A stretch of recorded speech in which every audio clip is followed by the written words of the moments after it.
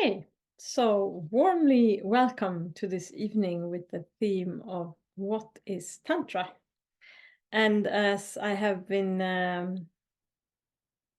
announcing in the event, I would like it to be in the format of questions and answers.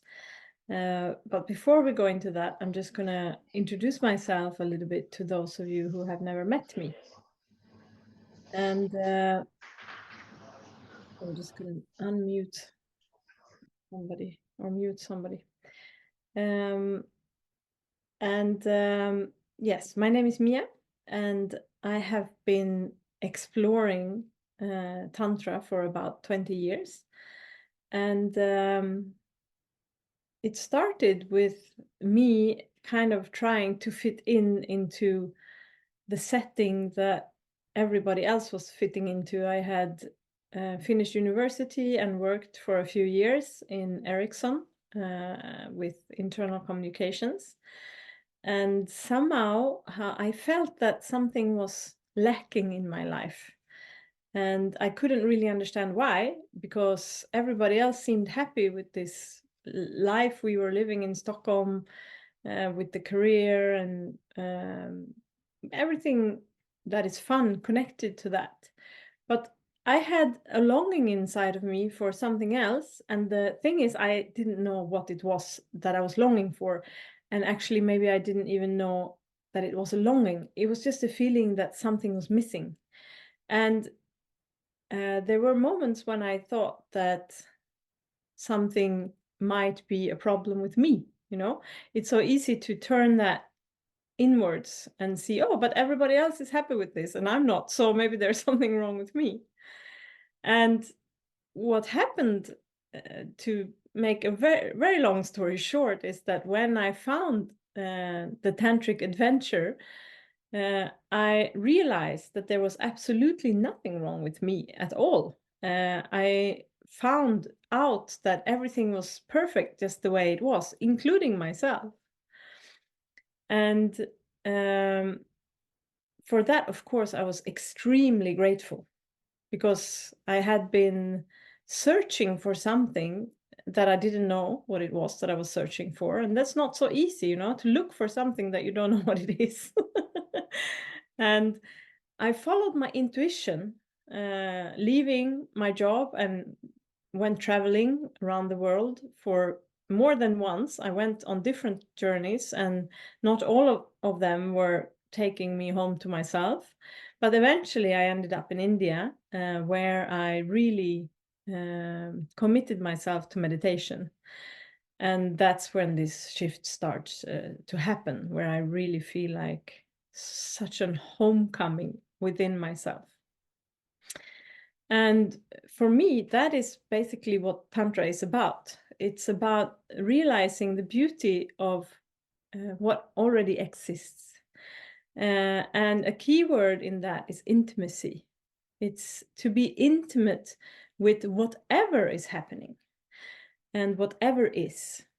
And I think that was what I was lacking in the life I lived before. Everything happened so fast, and I felt there was we were on the surface of things. I didn't feel this depth of connection and intimacy that I was yearning for. And I think that's very natural to yearn for that if we don't have it, because we're kind of born in that. We come to this world from intimacy with the mother. And when that starts to be missing in our lives, we start to feel a little bit of pain, undefined pain, and we start to analyze what is wrong with us. And, and that can take many years and cost a lot of money and energy to try to find out what is the problem with me. While actually it might be that we are perfect just the way we are. We just need to find a way to live that matches our deepest longing and our deepest needs. So what I felt after having spent all that time in India, coming home to Sweden, was that, okay, now I also have to function in this world and I need to make a living. And I couldn't find anything else that I wanted to do or even think of doing something else than just giving this gift to other people, because it was the most precious thing I have ever experienced in my life. So since then, that's what I've been doing. And I feel, of course, very blessed for having that opportunity, because that means I didn't have to go back into the structure of being employed, which didn't fit me. So I have been living according to my needs and desires, and that is also something that I feel very grateful about. So that's shortly the background. And then I started to work with coaching and leadership, which was the most easy way to make a living in the way I wanted to do it.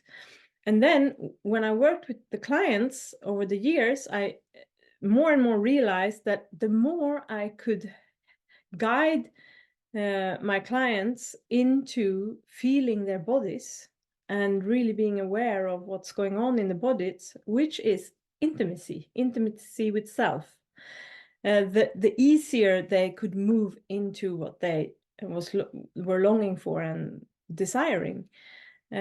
So I started to integrate yoga, meditation, and tantra into that coaching and leadership practice. And today I call it embodied leadership or conscious leadership. It's the same elements that we are using within yoga and tantra and meditation. We're bringing them also into leadership.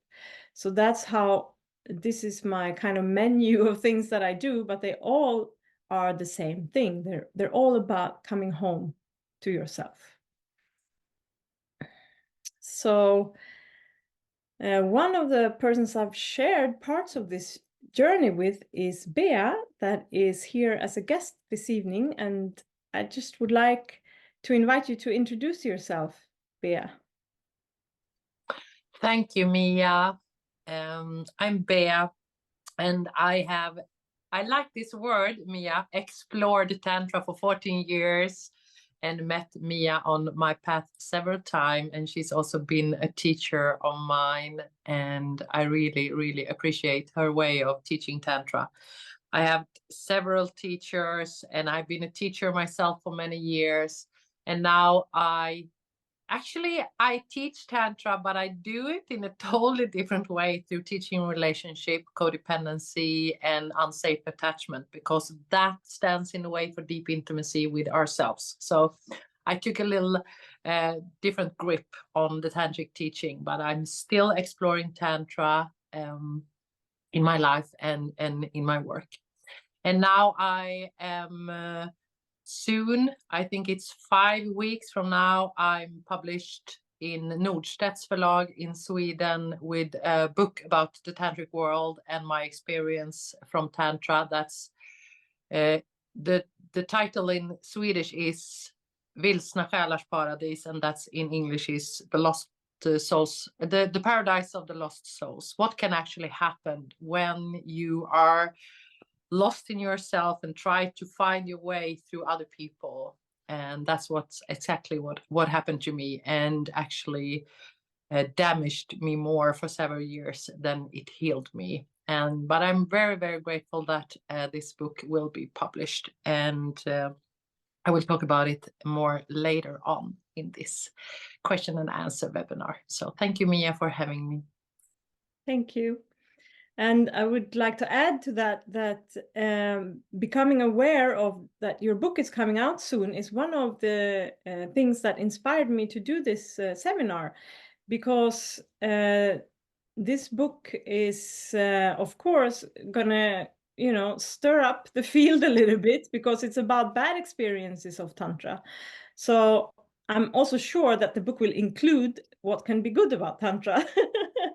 But I just felt that it's combined with you releasing the book, I think this is going to be one of many conversations about what is Tantra and where does it go wrong and where can it go right.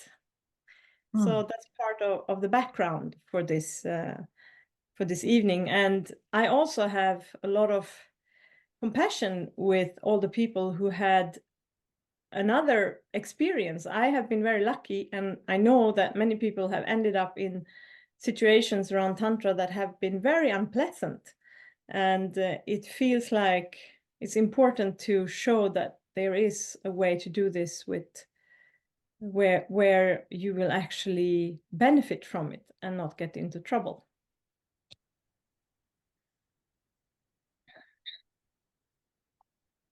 So before I invite you to ask questions, I just wanted to clarify something about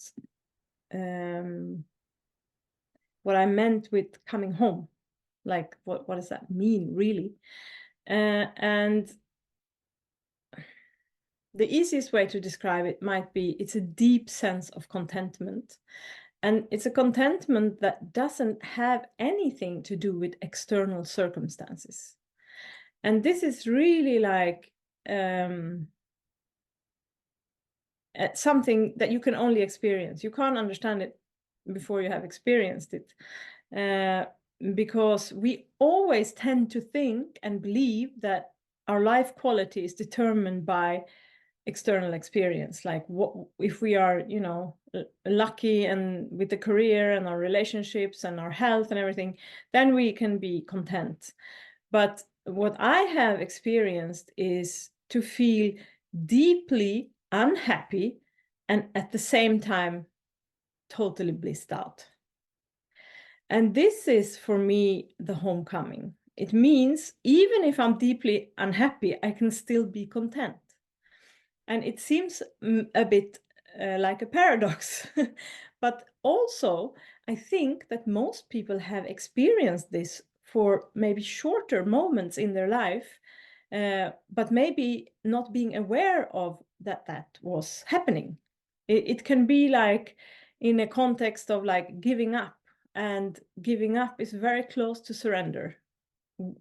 That is different than giving up because it's a very pleasant feeling. Surrender is more like deeply accepting what is, not as like, oh, I just have to accept this, but more like, yes, this is how it is, and it's perfect just the way it is, even though it was not my plan or the way I wanted it. So this feeling of homecoming is for me the essence of all spiritual practices, basically. And it can have different nuances, of course. But I just wanted to mention that. And I also wanted to mention that, of course, I have also had my not so great experiences in Tantra.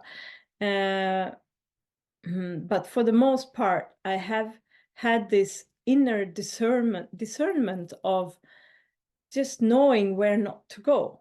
And for me, that is part of the tantric life. It's to really feel intuitively what is your way, where to go, where not to go. And that is something that can deepen with practice over years, so that you become more and more sure. And of course, if you're new on the path, you're an easy target for people who don't have the best intentions.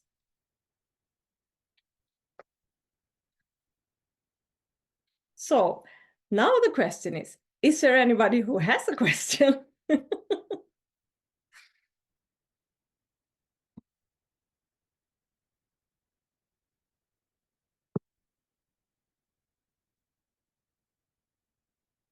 So if you speak, your voice will be recorded, but you probably won't be visible. They usually only record the person. Yeah, they record the person who is speaking, right? But you can also write something in the chat.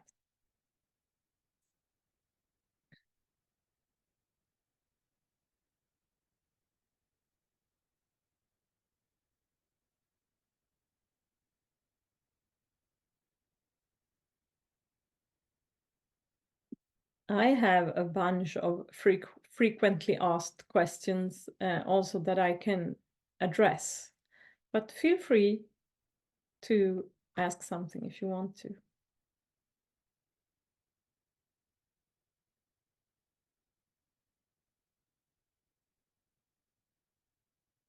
Okay, so let's start with this, the most common.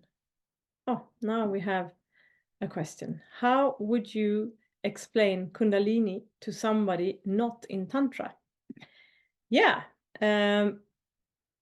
Kundalini is life force energy, sexual energy. The image I like to describe it with is, you know, those flowers that can grow through asphalt. That the life energy is so powerful that it can penetrate something very hard, but at the same time, it's extremely soft and vulnerable. So because we have this connection between power and hardness. And this metaphor shows clearly that power can be very, very soft. And Kundalini energy is something very delicate. But if provoked in a not so healthy way, it can be quite rough. So as an example on how to take care of this energy is the Tantra yoga that I'm doing every day activates, circulates, and integrates Kundalini energy in a very soft and gradual way so that it doesn't, you know, knock you out or anything. But it makes you feel alive. It's a feeling of aliveness, and it's connected with the sexual energy. And you could say that it is sexual energy, but it's so subtle that you might not perceive it as sexual energy. And that is one of the main things that you learn on the tantric path, is to feel subtle energy. So you learn to feel the things that you normally don't feel because you're too like busy running around drinking coffee and forgetting to feel your body. So when returning home to your body, feeling the subtle sensations within, you will feel your Kundalini energy as something very pleasant and something very powerful. That's where you bring your life force energy and bring it out in the world to manifest whatever is your dream. And yeah, this question is like, not like I also said in the invitation, I don't have any like ultimate answers, but this is one way of looking at it. And it's basically creation, the energy of creation, what we are born from, what we are made of. And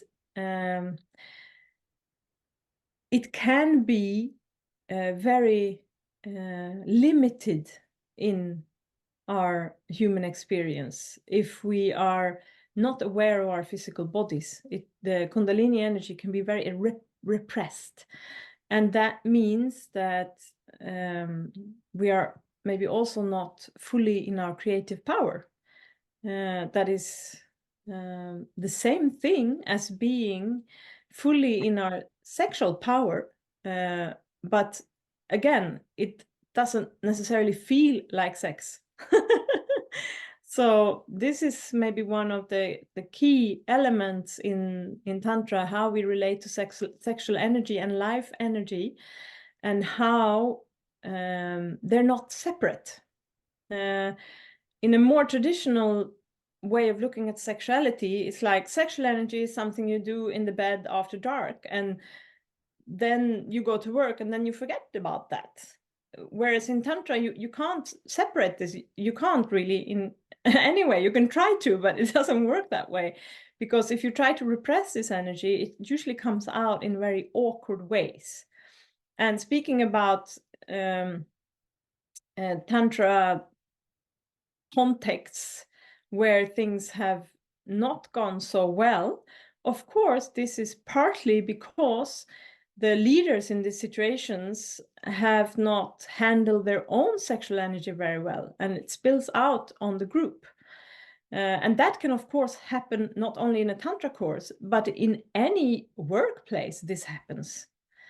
The whole Me Too movement is about, we haven't learned to take care of our sexual energy. It's a gift and it needs to be treated as such. And that is where tantra is the revolution for how we take care of our life energy. And that is another topic that is maybe good to add to this. It's not another topic, it's a connected topic, but that we have learned to relate to sexual energy as something that we need to get rid of as fast as possible. While actually it's something that can nurture us from within, so that instead of the sexual energy creating problems for us, it really becomes our most precious resource that fuels us in everything we do in life.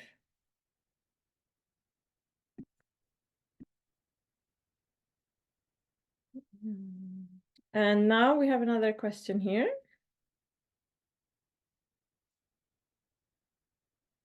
Could you briefly explain how Tantra knowledge can affect my relationship with my partner?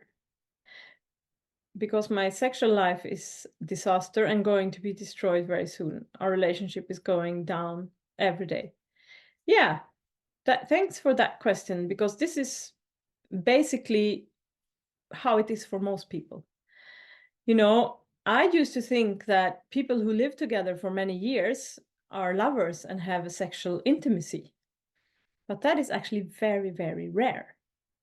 People have that in the beginning, and then it doesn't work anymore, and then they stay together anyway because they have other things in common. Very rarely people who live together for many, many years have an active sexual love life in that relationship. And I was kind of shocked when I found out this. I found this out by work, because I meet so many people. So statistics is telling me that most people don't have a satisfying sex life within their relationships. And so what I'm saying with that is that you're not alone. And this is due to what I said before, that we have learned that sexual energy is something that we need to get rid of. So practically that means that we have sex for a very short time usually, and that is not enough to nurture us. The statistics for a normal intercourse is 5 minutes, more or less, depending on which study you look at. And that is not, knowing my body and feeling this for so many years, that's not how sex is meant to be. Sex is something to really, really enjoy for a long time together. And of course, once the bodies know each other and are open, that can be combined with quickies and short moments of sexual encounters. But in the basis, you need to really give the body time to open up. I'm sure you heard about full body orgasms or energetic orgasms, and these are things that takes time for the body to open up for. You really need to allow time to relax and be with each other. And this is where we express love. We express love by not needing to rush anywhere. We express love by really, really being intimate with another, showing respect by being fully there, having no plan, no agenda, just being together, allowing energy to move us. So we don't need to do anything. Basically, the bodies know how to make tantric love. But we stress our bodies so much that they forget that. So this is an invitation to just be together. And actually, one of the really practical tips that you can bring with you maybe is that non-sexual touch is awakening sexual energy, usually more than touch with a sexual intention. And this is just a very basic misunderstanding about how we interact physically. That when we touch each other in a non-sexual way, the body fully relaxes, and then the sexual energy will arise from within your own body. And that's where it becomes real, authentic, something that you can enjoy alone or together. And the sexual education Ja, that is about that we're supposed to vi stimulate kan. each other has kind of turned this upside down. So basically, it's your responsibility to take care of your body and your sexual energy, and your partner can support you in that while being there fully with you, holding you, touching you, and being present with you, and listen to what's happening. So it's about following energy, not taking the lead of energy. And this is where we human beings, our egos have become so big that we think that we have to take the lead in everything. While actually energy is leading us, and what we need to do is to relax into becoming so intimate with life that we can hear, feel, listen where energy is guiding us. And this is like art, it's like music, it's like poetry. It's very, very delicate and so very, very beautiful, but we can't access that if we are overstimulated. And traditional sexuality promotes overstimulation with too much physical friction that numbs our bodies and our sexual organs. So you can start with just touching genitals without having any intention. And then genitals have a lot of fun in their own in their own inner life. We just need to let them be. So that's like one of the very basic tantric practices you can do with a partner, is just to hold your hands on their genitals without having any intention that something specific needs to happen. And then you will see what might happen. And of course, you can also do this on your own with your own genitals. And that is beautiful in a different way.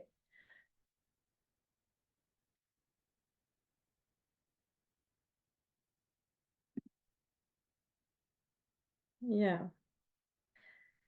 So I don't know if that answered the question, but here we had something. Yes, it seems like it answered the question, and it needs practice and patience. And yes, patience is really, really the key element here. You know, it's like being out on the river fishing. That takes patience. We have to just sit there in the boat and wait until the fish kind of comes up, and that can take hours. And, you know, imagine how hard work fishing would be if you would stand in the boat and trying to catch fish like actively. And that's how basically we learned about sexuality, that it's something we need to kind of work our way through. And that has damaged our way of relating to sexuality and to our own sexual energy and to our bodies.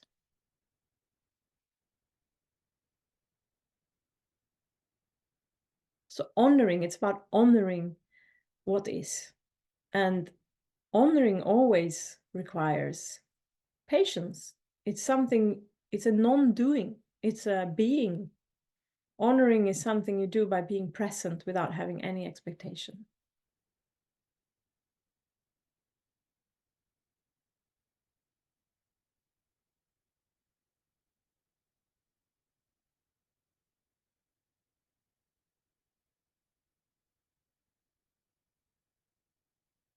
So another question that I very often get is this, if Tantra is only about sex.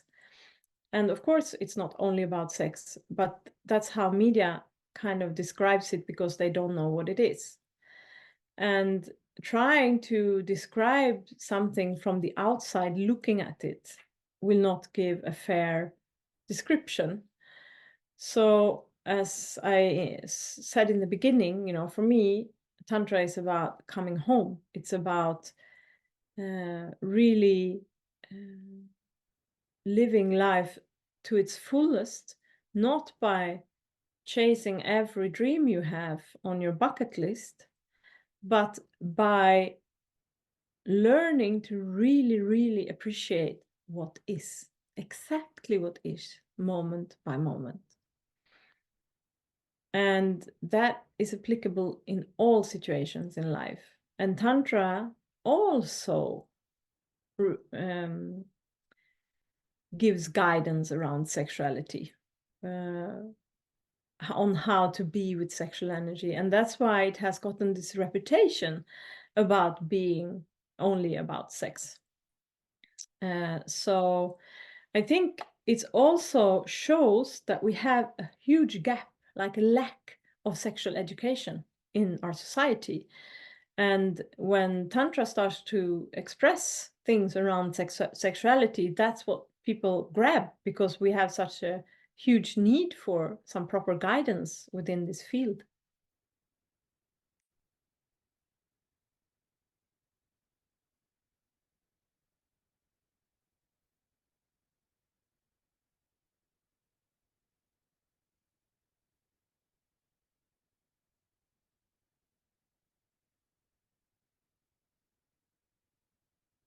Anybody else who wants to ask something?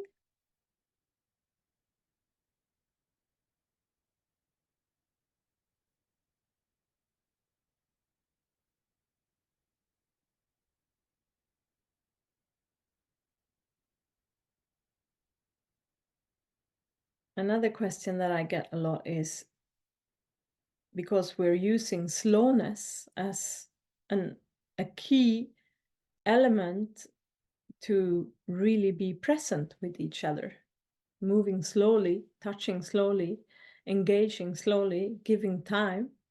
So then some people ask, does it always have to be slow and soft? Especially regarding tantric sexuality. And I like to use the metaphor of a river for that. You know, that a river sometimes is flowing very, very slowly and gently. And sometimes it's full power, a lot of energy and force. But it's always authentic. So that the reason we're using slowness in Tantra practices is because we need to relearn that, because we were too much in a hurry and trying to make the river flow faster instead of surfing what already is. So we kind of have to reverse that by using slowness. But once we are grounded in slowness, one thing that will happen is that we will probably love that so much that we will spend a lot of time with that. But also that once, for instance, sex gets more rough or fast, it is grounded in that softness and slowness. And then it doesn't become abusive. It can still be very, very intimate. And this, I think, is very important to address, so that we understand that we don't have to remove things that we like in sex to practice Tantra. They are all welcome elements when the respect, the connection, the intimacy, the presence is there. Anything can be tantric.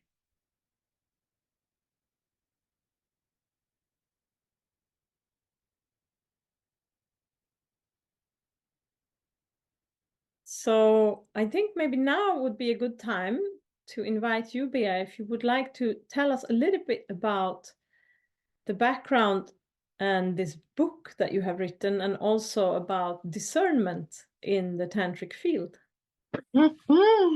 Oh yes, I want to talk about different thing now. No, because it's so fun when I hear you speak, and you speak about like the slowness and the waiting, and so many of my friends that has never practicing tantra, they have this odd picture of me and my partner having sex together, always with candles, white dress, and eye gazing together in some kind of meditative state. And I was like, you would not even see any different because it's an internal process. Mm. So tantra for me is happening inside of me, and sharing that meeting with my partner. So I said, like, you wouldn't see a difference if me and my partner have sex, but we would call it tantric sex. So it was so fun. So many that haven't practicing tantra or are quite new think that it looks in a certain way. So yeah, I also, before I come into the book and the discernment of like choosing a teacher and your tantric path, and what I would want to give you from this session is that, like Mia said in the beginning, tantra for me is about deep intimacy with yourself. It's such an internal process. It's such a spiritual, deep exploration of who you are and your body and what your body can do. And when I started to practicing tantra 14 years ago, I was blown away. I was like, why haven't anyone taught me this before, that my body is able to do all these things that I didn't have a clue. I know now, and I live by it. So that is such an amazing part. And I want to say that tantra truly have blessed me in so many ways, and I still teach tantra. So it's not that I, with my book, wants to say something that tantra is bad. It's more like I was very lost when I came into the tantric world, and I come from a background where my father's an alcoholic, my mother is a codependent. I have an unsecure attachment style. If you want, maybe you know what that is. When you grow up and you don't really have all your needs fulfilled, you can go into an unsafe attachment style. 50% of all our population in Sweden has actually that, so it's not so rare. And I have an anxious actions attachment style. That means that I dance the dance of, oh, I want confirmation and love from you, and often from people where I can't get it. And that's where I came into the tantric world. And even if tantra blessed me in so many ways, and it totally did, but my patterns also expanded. That dance, I could dance it with all the participants in the workshops, like, oh, do you see me, do you want to do this exercise with me, am I worth something now, or do you like me, or can I belong here? And in the tantric world, for me, it was so easy to feel this belonging, because everything was so clear. Like, you do this, you are having a certain form of clothes on, you come with yoga pants, you don't come with a certain jeans or suit or whatever. It's like, yeah, it's very easy to read the guidelines in those settings. And when you're codependent, you love that because you want to fit in. And I was all about fitting in. So I didn't. So in one way, my body was released, but my patterns were worsen, or they got worse and worse and worse in the tantric world, because I wasn't aware of my patterns. I wasn't aware of my codependency. I wasn't aware of my attachment style, and my teachers, I had several teachers over the years, and my teacher, they said, no, that's spiritual. No, selfless serving, that's spiritual. That's something very good, Bea. And as a codependent, you give up yourself and go like, yeah, okay. And that led me to burnout finally. And so it was pattern after pattern after pattern that they really taught me, this is spiritual, you should do that, you should be totally boundless. Boundaries is ego, I were taught in the tantric teachings. Like, oh my lord, if you come to a workshop with me, you have to learn boundaries, because without boundaries there is no intimacy. There is just intensity. And in a lot in the tantric world, it's all about intensity, intensity, intensity. Because when we lack the possibility to be intimate with ourselves, the only way to go is intensity.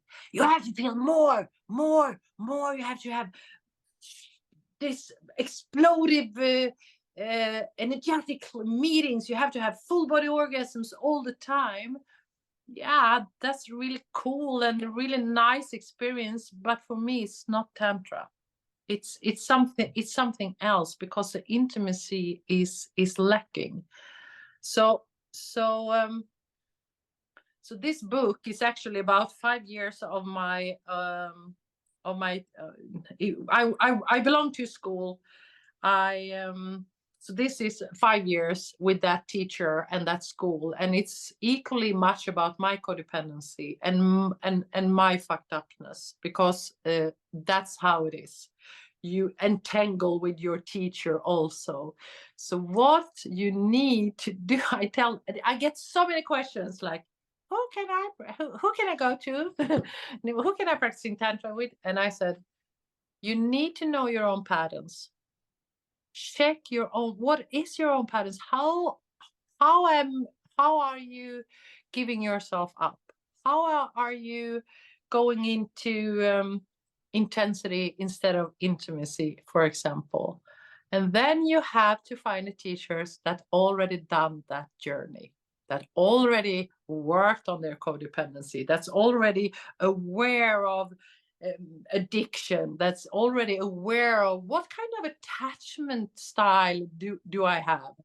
And in the tantric field, there is so many people with unsafe attachment style. Like, I would say 90% of all the people in the tantric field is coming with codependency, love addiction, sex addiction, unsafe attachment style in different like degrees, and are not aware of it. And then suddenly you can play it out, and it's spiritual. And often it leads to more suffering and further away, actually, on your tantric path. So ask your teacher, what kind of patterns do you come from? How is your codependency? Have you ever dealt with addiction? Ask them, be curious. Don't just listen to them, because they can tell you everything and you will absorb it from your patterns. Like, yeah, yes. But ask them, how was this for you? What did you do? Have you ever done a 12-step program? Have you ever dealt with this? Have you ever been in therapy yourself? How has your path been? Not just the sexual, but also the deep, intimate journey into yourself. So I would never go to a teacher today that haven't can give me answers of those questions. So please ask them. And if they don't want to answer, that's a red flag. That's a red flag. So for me, for example, and that's why I'm in this room, I sent so many people to Mia, because I know she's done her journey. I know she's done her footwork, and that she's grounded in in that intimacy with herself, and that she knows about her patterns, and what also can happen, because when a teacher knows about that, they can also hold space for that in the group, and the group gets much more clean than when one is unconscious about it, because then it's leaking into the group as well. So I'm so open to questions, if you want. And the book is called Vilsna själars paradis, and you can already what do you say, pre-book it on the everywhere online. You can pre-book it if you want to read it. I'm really looking forward to read it. I can imagine. Yeah. Many people do. How was it to be Yeah, there? because actually I haven't been in the same school that Bea has, but I remember when it started in Sweden, and I met the leader of this school in a private party just before they started to give courses in Sweden, and he was so fucking creepy. I just remember, like, okay, I'm never gonna go to a course with this guy because of how he treated his woman that was there with him, with very, very unkind way. And so I think I was in that way lucky, because then suddenly so many of the people around me started to go to that school, and I was like, whoa, yeesh, this can't be well. And then it turned out not so well. Yeah, and that's also like you said in your part about intuition. Yes. I didn't have any intuition. I had so vague intuition, and I never trusted it myself. I trusted everyone else, especially a spiritual teacher. It's like, yeah, okay, this is it. And in my journey, I have come to places where I felt like, no, this is actually off, but the whole group has been telling me, like, no, now you are ridiculous. Of course, this is right. This is amazing. We should not have any boundaries. We should do this and this and this. Now you're just a prude. It's like, okay. And that's how it is to be codependent. You constantly question yourself. So for me to do, I have done the 12-step program 5 times on different issues, on different issues, and every time I'm also doing it right now, and every time I go into more intimacy with myself and life, because I'm peeling off whatever thoughts I have, whatever patterns I have, that I believe in, I need, and I can just peel them off, and there is so beautiful, delicious intimacy. So whenever now I recognize, like, oh, I have also a problem with this. Okay, let's do the 12-step program, because I know that the peeling of the patterns is so beautiful, and it brings you so much closer to yourself. Yeah. And there is more ways than the 12-step program, but I have been doing that, and a lot of therapy. So Yeah. So I mean, that's the discernment is about learning to trust your own body and your own intuition and the sensations within your own body. And yeah, and Mia, if you have problem with that, you need to do like when you are having tantric sex. You have to wait. Don't rush it in, because you, like, the fear of missing out, for example. Wait. You're not in a hurry. no. And this is part of learning to listen to the guidance from life or intuition, whatever we call it. It is about patience. It is often about, okay, I can't decide what to do. No, so then wait. Because sooner or later life will tell you. But Yeah. we don't have that trust. We just have to try to manipulate things and, rush through it. And Yeah. that is very sad because we miss out on this precious inner gift that we have. So Mm. another thing that I would like to address here is this, you know, if you feel that the teacher is off, trust that. Mm. And if you don't want, if you feel that another participant is behaving strangely, trust that. It's so important, you know, because it can also eat not only the teachers, but also other participants. We feel that, oh, he was doing that or she was doing that, but maybe I'm wrong here or something. But you're never wrong with what you feel. That's always the guidance. Mm. So to cultivate this within your own life, even if you don't go to tantra courses or have a tantric partner, the practice is to really, really feel sensations in the body and to give time for that. Because when we're on the run, usually we don't feel it so much. You might need to sit down and feel your body, feel your breathing. And within that relaxing of the body, you also invite and allow your mind to relax into the present experience of what is. And that's actually the essence of meditation. It's not trying to stop the mind from doing its thing, but you invite it to something more interesting, being present with the body. And that's not more interesting for the mind in the beginning, because it's much more fun to think about the project and the plans and whatever. So that also requires patience to really, really continuously invite the mind to relax into the present experience, into the body. And eventually the mind will realize its oneness with the body. And then this inner conflict will gradually cease, where you feel confused, you know, your heart wants one thing and your mind wants another. That's a split, separation. And non-duality points us into resolving that split. And the split is actually created by the mind.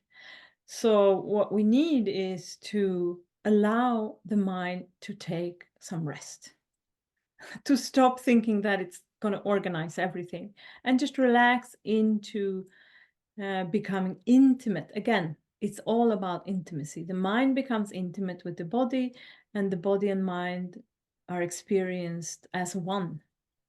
In yoga, we call it the body mind. It's not two separate things. And according to science, it isn't either. And when body mind starts to flow as a wholeness, as a oneness, that's the deepest essence of tantric experience, regardless of if it's about gardening or sex. And the tantra means weave, meaning everything's connected. And when you experience your body mind as one, within that experience, you're also no longer disconnected from anything. You're connected to everything. And that's what this word points towards. Weave means like weaved together, as the word yoga means unity, also meaning togetherness, everything together. You can't do anything without, you know, affecting everything else. And that is not something we need to create. That is already happening. What we need to do is to stop resisting that, trying to pretend that we're separate, because we're not. And that's going to always be feeling like a fight. So the effortlessness that we're all longing for in life comes from this relaxing and letting go of the body and of the mind. And then this energy will start to show itself. But it requires patience. And maybe that is, you know, the main ingredient in human life to be able to continue, is to relearn to relax and be intimate with life as it is.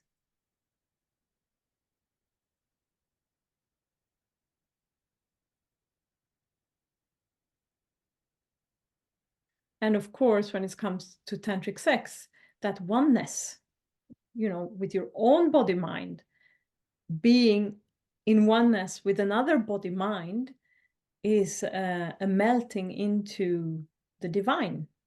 And I'm using the word divine because there's really no way to describe it. And what all spiritual experiences have in common is that we can't really put them into words because they are not expressing themselves that way. They're expressing themselves as something you feel in the moment, and then it's gone. It's like not so easy to put words on. And that's why journalists can't describe Tantra unless they are practicing themselves.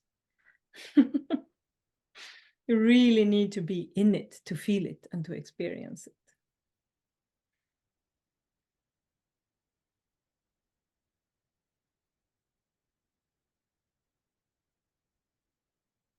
So now we have been speaking a lot. Is there anybody who wants to ask the last question?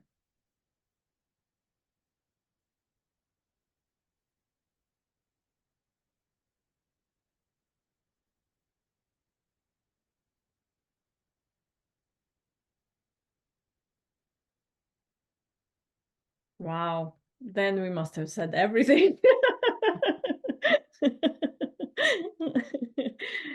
Well, I can ask something. Hey. Hey, I find it quite interesting.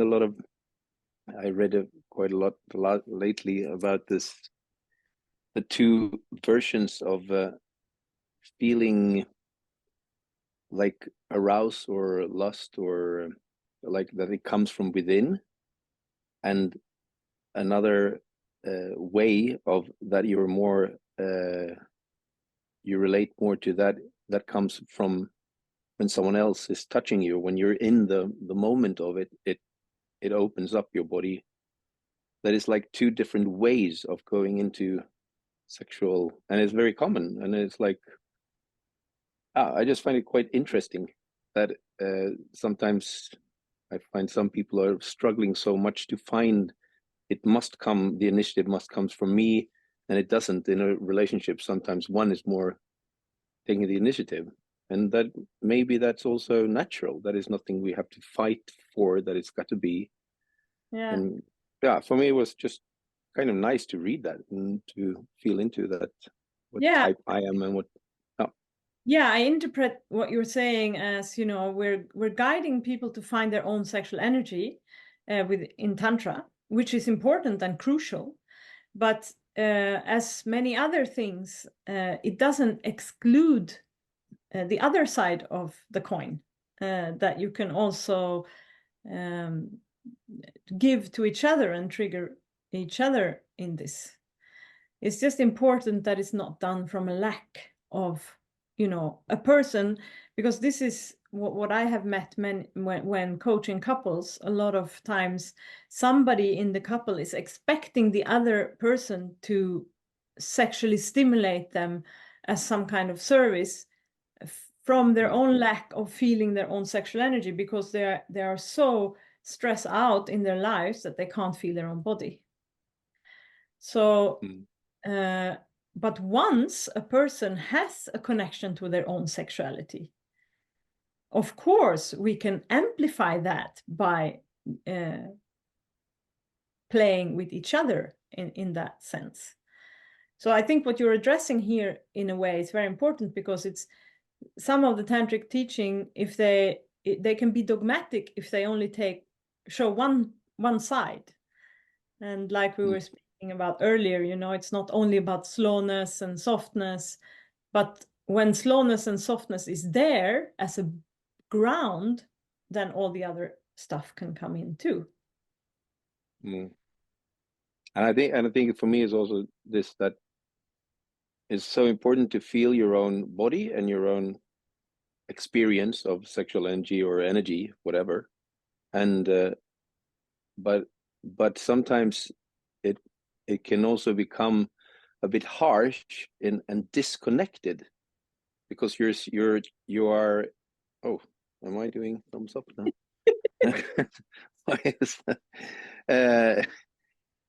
And because we're practicing to set boundaries, or we're practicing, and it's kind of new, so it can come out quite hard, because I need to feel before but to stay in connection and still, I think that's super important in my relationship.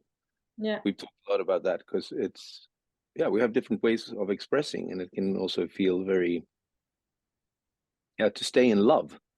Yeah. It doesn't have to be my way or her way or his way or whatever. Yeah. Can I add something there? Because this is my favorite topics about relationship. What we often do when we put up a boundary, for example, that we go into separation. Can you like see that picture? It's like, no, I don't want that. And then one at least is separating and turning away from love. And in that moment, when we stand still and stay in love, we expand. The love is expanding.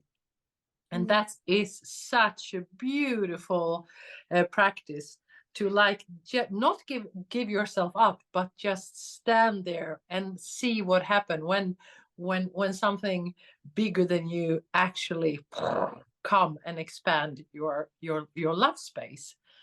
So, because we often want to, oh, you're stupid, or yeah, I'm right, or some way we want to separate from this person because this person maybe hurts us, and then we just stay with an open heart and just see what happens. It's so beautiful. Mm. Yeah. Mm. So, thank you all for this evening. I really enjoyed this, as I thought I would. And the recording will be sent both to you who were here tonight and to many people who signed up who couldn't come tonight. So see you out there somewhere. My website is bodylovetantra.com, and /events. There you can see all the events in date order. I guess that's it. Thank you, Mia. Thank you so much. Thank you. Keep enjoying. And if you feel lost, take a moment and feel the sensations in your body, and they will tell you what is.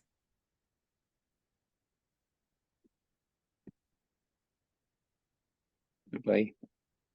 Bye.